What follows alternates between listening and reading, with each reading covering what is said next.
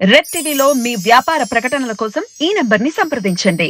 Sir ఇవాళతో కవిత గారి custody అయితే పూర్తవుతుంది. అయితే ఈ లాస్ట్ రోజు ఆమెని కన్ఫ్రంటేషన్, ఇంట్రాగేషన్ చేస్తారు అన్న ఒక వార్తలు వినిపిస్తున్నాయి కేజ్రీవాల్‌తో గారితో. మరి అలా చేస్తారా? లేకుంటే జైలు కూడా పెడతారా అంటున్నారు. మరి ఏం జరగచ్చు అంటారు సార్? మన కేజ్రీవాల్కి నిన్న 6 రోజులు కస్టడీకి ఇచ్చింది రౌస్ అవెన్యూ కోర్టు.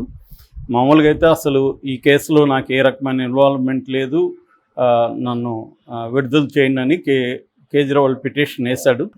కానీ కోర్టు ఈడీ వాదంతో ఏకీభవించి 6 రోజులు ఇచ్చింది. దీని మీద సుప్రీంకోర్టులో కూడా నిన్న అత్యవసర విచారణకు పిటిషన్ వచ్చింది. అక్కడ కూడా అభిషేక్ సంఘ్ మన్వి ఆయన ఆర్గ్యూ చేశారు. అసలు కంప్లీట్గా ఆధారాలు ఉన్నాయని వీళ్ళు చెప్తున్నారు. ఆధారాలు ఉంటే మళ్ళీ కస్టడీకి ఎందుకు అనేది అడుగుతున్నారు. డైరెక్ట్గా ఆధారాలు చూపించి జైలుకే పంపించవచ్చు కదా, మళ్ళీ కస్టడీ ఎందుకు అడుగుతున్నారు. రెండవది కేజ్రీవాల్ కూడా చిన్న స్టేట్మెంట్ ఇచ్చాడు మీడియాతో. అదేంటంటే ఇది ఖచ్చితంగా ఎలక్షన్ ముందు కావాలని చేయడం అంటే ఇది నన్ను ఎలక్షన్లలో ప్రచారం చేయకుండా ఆపి ఆ రకంగా ఆప్ అండ్ ఇండియా కూటమి విజయాన్ని దెబ్బతీయడం కోసం వేసిన స్ట్రాటజీ ఇది అని ఆయన క్లియర్గా చెప్పాడు. ఎందుకంటే వాళ్ళు క్లియర్గా కస్టడీ పిటిషన్లో ఏం రాశారు, ఈయనే ప్రధానమైన ముద్దాయి, అందుకు మా దగ్గర ఆధారాలు ఉన్నాయన్నారు.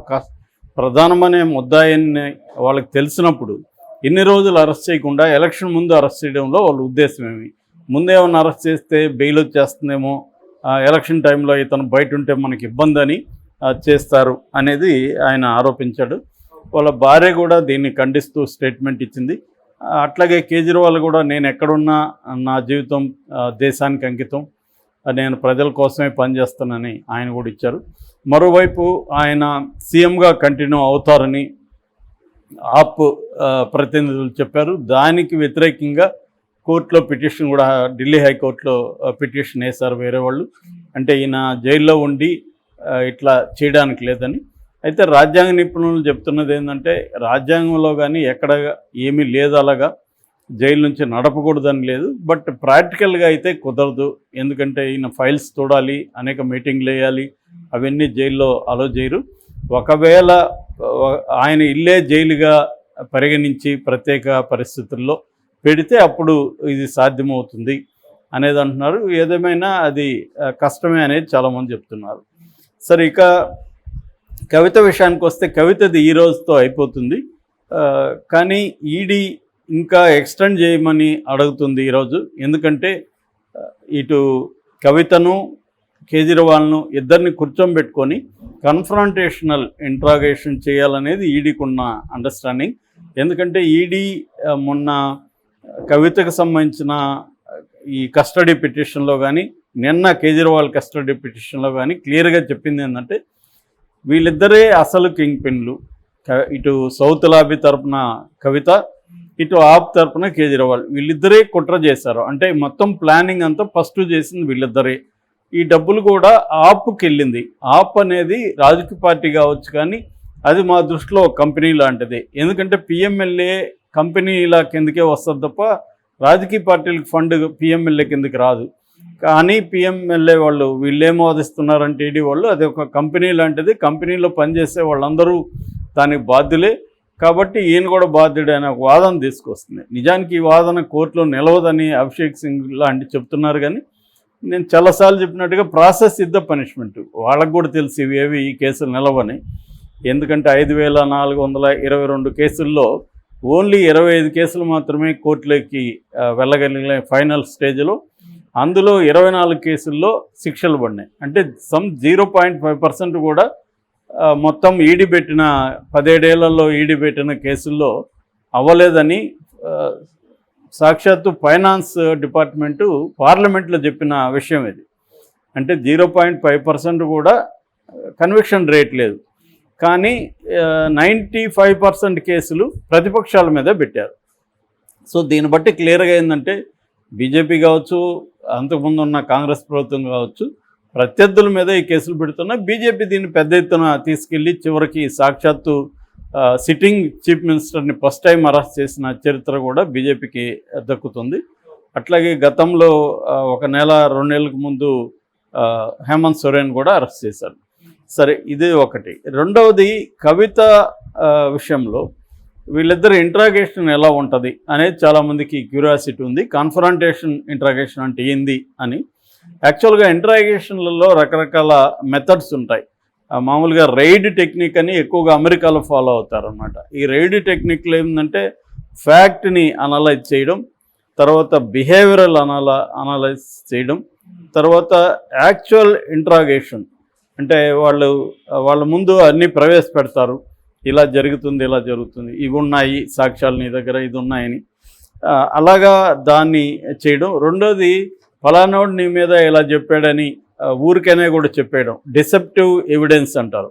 డిసెప్టివ్ ఎవిడెన్స్ని ప్రవేశపెట్టడం ఇదొక రకమైన సైకలాజికల్ గేమ్ అన్నమాట.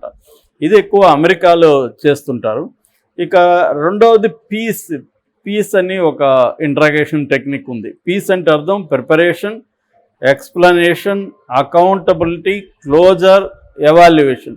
ఈ టెక్నిక్స్ని 5 టెక్నిక్స్ని కలిపి పీస్ అని పిలుస్తారు. ఇది ఎక్కువ యూకేలో అంటే ఇంగ్లాండ్లో ఈ మెథడ్ని చేస్తారన్నమాట.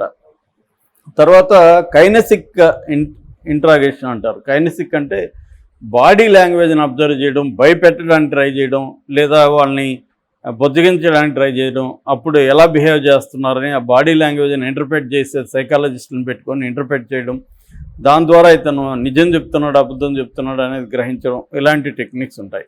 ఇక డైరెక్ట్ ఇంట్రాగేషన్, డైరెక్ట్గా ప్రశ్నలు అడగడం, నువ్వు చేసావా లేదని చెప్పడం. అట్లాగే మ్యాక్సిమైజేషన్ అండ్ మినిమైజేషన్ అంటారు. అంటే నువ్వు ఇప్పుడు ఏదో పెద్ద దొంగతనం చేసావు, నువ్వు చేసింది పెద్ద విషయం కాదు, అదేమి పెద్ద ఎవరైనా నీ ప్లేస్లో అదే చేస్తారు, నీకు ఇబ్బంది కాబట్టి చేసావు అని నీ వైపు నుంచి మాట్లాడుతూ దాన్ని మినిమైజ్ చేయడం, సమస్యని మినిమైజ్ చేస్తూ ఇంట్రాగేట్ చేయడం. మ్యాక్సిమైజ్ అంటే అది పెద్ద ఎత్తున చేయడం. నువ్వు దొంగతనం చేసింది ఎవరు తెలుసా నీకు, ఆయన చాలా పెద్ద జడ్జి గారి బంధువు, నీకు మామూలుగా ఉండదు అసలు, నువ్వు కానీ ఒప్పుకుంటే మేము ట్రై చేస్తాం. ఇలాగా ఒక మ్యాక్సిమైజ్, ఆ ప్రాబ్లమ్ని మ్యాక్సిమైజ్ చేసి వాళ్ళని బెదిరించడం. ఇవన్నీ ఏంటంటే వివిధ దేశాల్లో చేసే మెథడ్స్. మన దేశంలో ఇవేవి చేయరు నాకు తెలిసి. పోలీసులు ఏం చేస్తారు, తీసుకెళ్ళి కొడతారు, కొడితే వాడు చెప్పేస్తాడు. ఇది మన దేశంలో 99% ఫాలో అయ్యేది.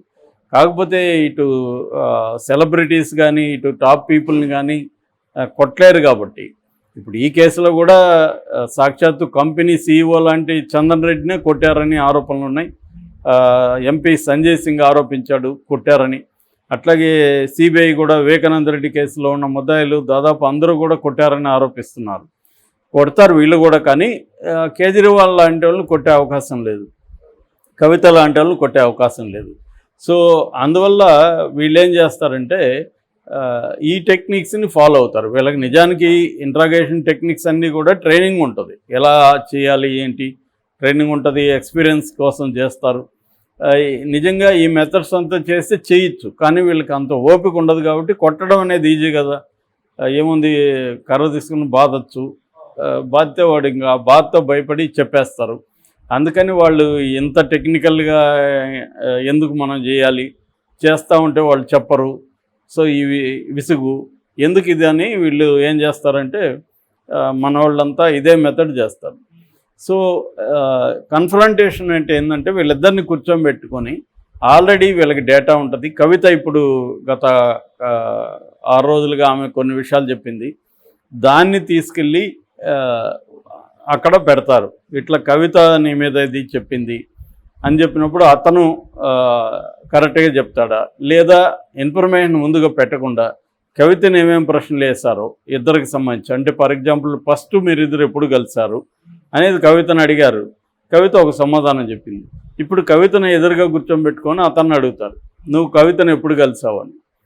కవిత వేరే చెప్పు ఉంటుంది అనుకో, సో అతను వేరే చెప్పాడు అనుకో, అక్కడ అది వీళ్ళిద్దరి మధ్య ఒక కాన్ఫ్లిక్ట్. అప్పుడు కవితను అడుగుతాను, నువ్వు ఇలా చెప్పావు కదంటే, లేదు కదండి ఆ రోజు మనం కలవలేదు కదా, మీరు రాంగ్ చెప్తున్నారని ఏమంటుంది. సో వాళ్ళిద్దరి మధ్య ఒక గొడవ క్రియేట్ అవుతుంది. అలాగా ఒక్కొక్క ఫ్యాక్ట్ని అడుగుతూ ఆయన్ని ఆల్రెడీ ఏమేమి అడిగింది చూసుకొని అట్లా వాళ్ళిద్దరిని ఇది చేస్తారు. సో ఇది కాన్ఫ్రంటేషనల్ ఇంటరాగేషన్ అంటారు. ఇద్దరు వ్యక్తుల్ని కూర్చోబెట్టుకొని అడగడం.